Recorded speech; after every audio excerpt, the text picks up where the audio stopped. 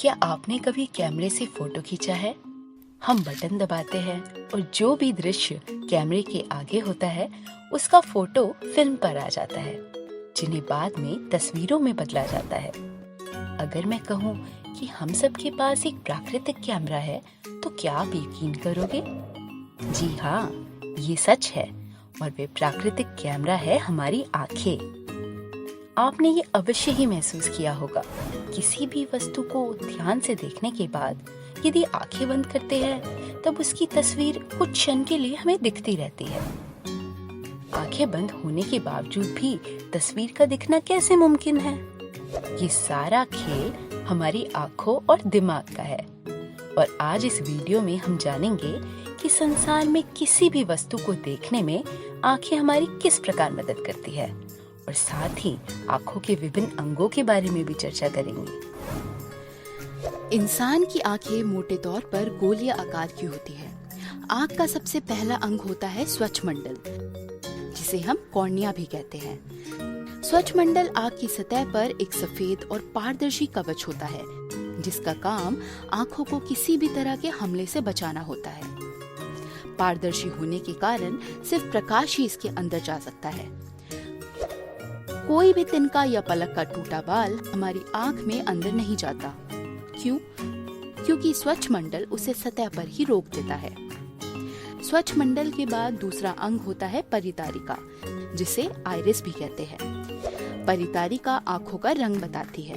आपने देखा होगा किसी की आंखें काली तो किसी की हरी या नीली होती है। वह असल में परितारिका का ही रंग होता है। साथ ही परितारिका पुतली के साइज पर भी नियंत्रण रखती है। पुतली आंख का वह अंग है जो ये नियंत्रण रखता है कि आंख में कितना प्रकाश जाना चाहिए। जब हम एक अंधेरे या कम रोशनी वाले कमरे में दाखिल होते हैं, तब कुछ समय तक हमें कुछ दिखाई नहीं देता। फिर धीरे धीरे दिखाई देना शुरू होता है। कम रोशनी में दिखाई देना पुतली के बड़े होने से ही मुमकिन होता है। कम रोशनी होने के कारण पुतली बड़ी हो जाती है और ज्यादा प्रकाश को आंखों में जाने के लिए जगह बनाती है, जिस वजह से हम कम रोशनी में भी देख पाते हैं। पुतली को प्यूपिल भी कहा जाता है। ये प्रकाश पुतली के जरिए लेंस से होता हुआ आंखों के पीछे की ओर स्थित एक सतह पर प्रतिबिंब बनाता है।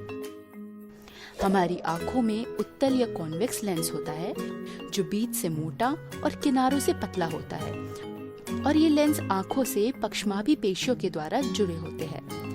ये पेशियां लेंस के साइज पर नियंत्रण रखती है, जिसकी वजह से हम दूर और पास रखी वस्तुओं को फोकस करके देख पाते हैं।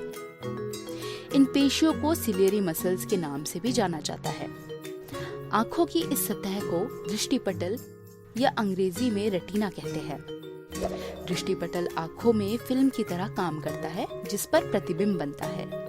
दृष्टिपटल में खास तरह की कोशिकाएं होती है, कोन्स और रॉड्स, जो प्रकाश के पड़ने पर सक्रिय हो जाती है। कोन्स प्रकाश से सक्रिय होते हैं, जिनकी वजह से हम अलग अलग रंगों में अंतर देख पाते हैं, और रॉड्स कम रोशनी में सक्रिय होते हैं, जिस कारण हम सब काला या सफेद देख पाते हैं। उत्तल लेंस होने के कारण दृष्टिपटल पर उल्टा और वास्तविक प्रतिबिंब बनता है। तो फिर हमें चीजें सीधी कैसे दिखाई देती हैं? यहाँ से दिमाग का काम शुरू होता है, जो कि आंखों से दंत्र तंत्रिका या ऑप्टिक नर्व के माध्यम से जुड़ा होता है। दिमाग हमें सिग्नल देता है और उल्टा प्रतिबिंब सीधा दिखाई देता है।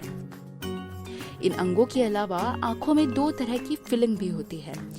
एक नथरोट या एक्वस ह्यूमर, जो कि एक फ्लूइड फिलिंग होती है, जिसका काम ग्लूकोज और अमीनो एसिड जैसे न्यूट्रिशन को स्वच्छमंडल और लेंस तक पहुंचाना होता है। दूसरी टिश्यू फ्लूइड होती है काचाभ द्रव्य या विट्रस ह्यूमर, जो आंखों के गोलीय आकार को बने रखने में मदद करता है।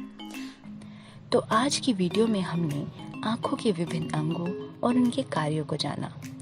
आंखें बाहर से जितनी ही संवेदनशील होती हैं, उतनी ही अंदर से पेचीदा। और हमारे वे साथी जिनके पास आंखें नहीं होती, वे संसार में कुछ नहीं देख पाते। इसलिए हमें खुद को खुशकिस्मत समझना चाहिए कि हमें संसार को अपनी आंखों से देख पा रहे हैं।